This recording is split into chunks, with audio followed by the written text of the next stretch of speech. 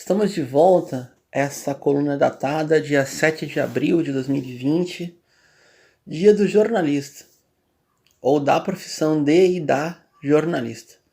Quem fala aqui é Bruno Lima Rocha, para o jornal Integração da Rede dos Brasis, a Rede Brasis de Comunicação, o portal Repórter Popular, ainda tentando a unidade da luta pela radiodifusão comunitária no Brasil, Rádio Com de Pelotas e mais um montão, mas agora é um montão mesmo, de emissoras comunitárias livres alternativas de Pindorama e Palmares. Eu me obrigo a falar sobre o dia 6 de abril. O dia 6 de abril é o dia que, na minha modesta opinião, o governo Bolsonaro começou a terminar. Por quê?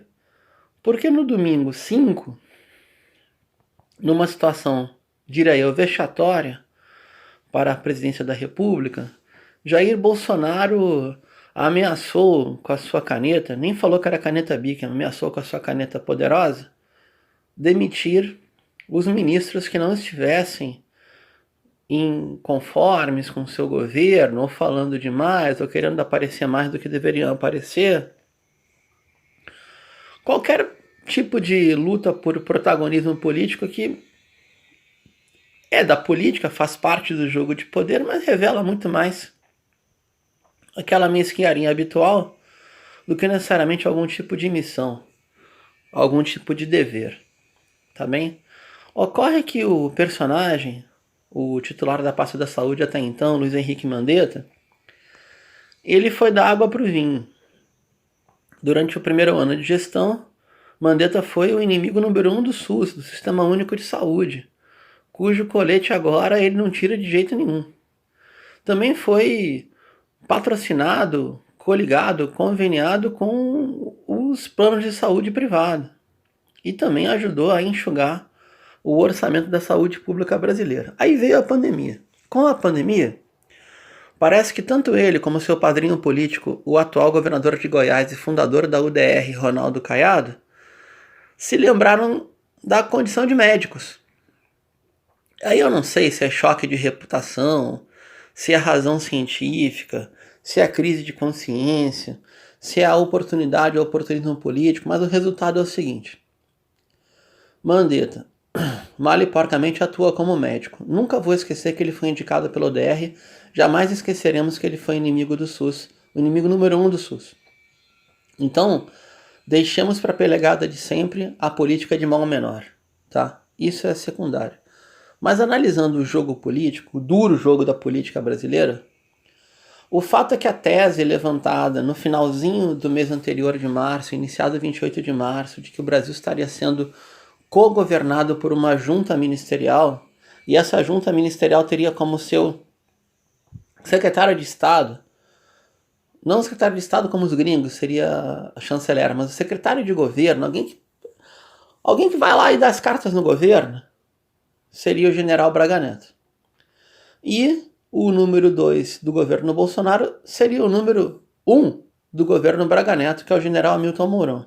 Ao que parece, a ala militar do governo, ou como eu prefiro chamar, essa milicada inútil de pijama, que se aventurou na carreira política, sabe-se lá Deus por quê, para evitar uma nova comissão da verdade, se juntou àquele oficial de carreira pífia, que deveria ter sido expulso do exército e foi para a reforma como inválido pela pátria, é o capitão de artilharia Jair Messias Bolsonaro, tá mandando. Não tá mandando sozinho. Tem aval do Supremo, tem aval do Congresso. Vai ter governo Mourão?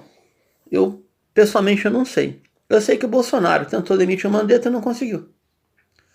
O Bolsonaro está tentando suspender o isolamento social em função da demanda de alguns empresários, não todos não, tá?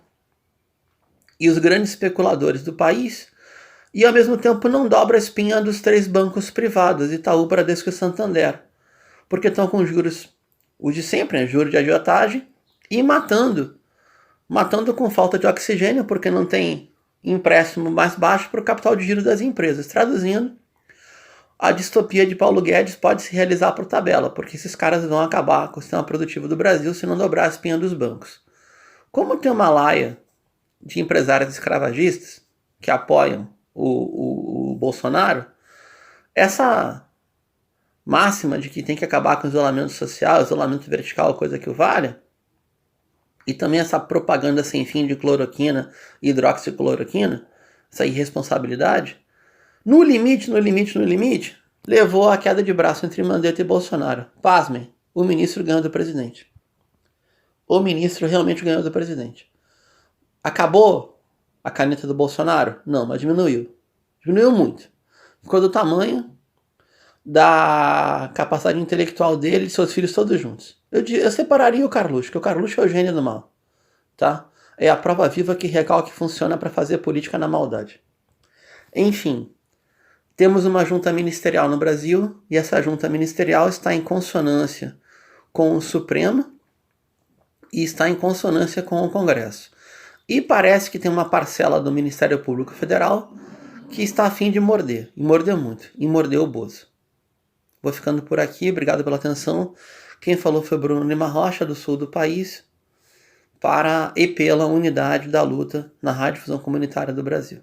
Até mais.